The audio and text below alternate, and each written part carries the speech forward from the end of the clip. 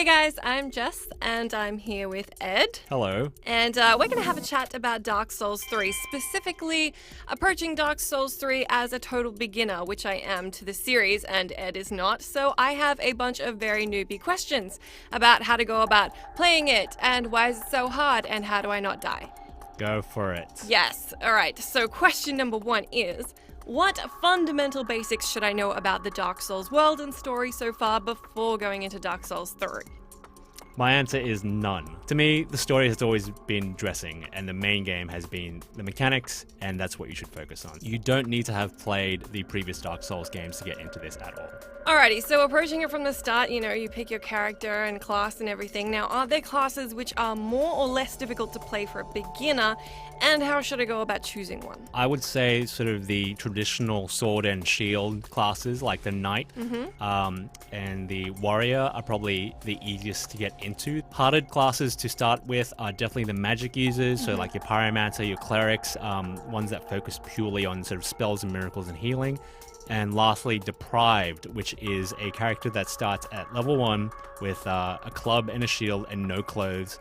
And that's really for your sort of expert, like min-maxer stat people. A good idea is to kind of pick a class that seems like it fits your playstyle. Play a little bit of the game, find a weapon that you like the attack patterns of, and you like the abilities of, and then try and build your character out to become more efficient with that weapon. So you get to choose an item to start off with. I went for a ring that was supposedly going to give me more HP. What do you reckon is the best starter item? They mostly offer you consumable items that you can pick up along the way. So I think the ring that gives you more HP is probably a really good pick for a starter. Considering consumables, is it ever worth buying them, like back at the Firelink Shrine, which is basically your home base, or should I just be finding them and not spending my souls? I think a good rule of thumb is generally don't be stingy with your souls, because you will more often than not end up losing those souls and they'll go to waste anyway.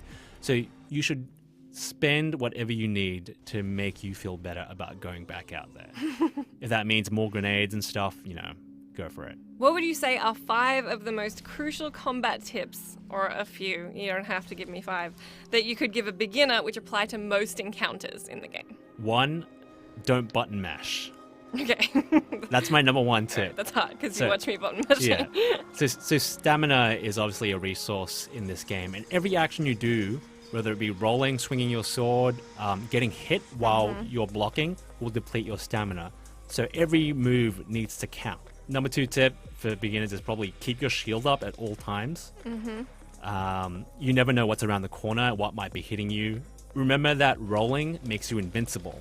So rolling towards an enemy as they swing at you is a good way of getting up close and personal, getting a hit or 2 in, and then rolling out while you still have stamina. So always remember that your Estus Flask can heal you a good chunk, and always keep an eye on it. And when you're running out of Estus Flask uses, and you have a bunch of souls, don't be afraid to just go back the way you came, rekindle at a bonfire, start again, go through the enemies that have respawned, and then get more souls to then go back to base and then level yourself up or get another piece of gear to make that easier. I guess lastly is, to that point, watch the enemies attack, know their sort of breadth of abilities and what kinds of attacks they might be throwing out, and know how to avoid them. So if someone swings, they'll have a follow-up swing more often than not. Last off, let's talk about bosses. What is the best way to take on a boss, or does it always depend on the different kind of boss?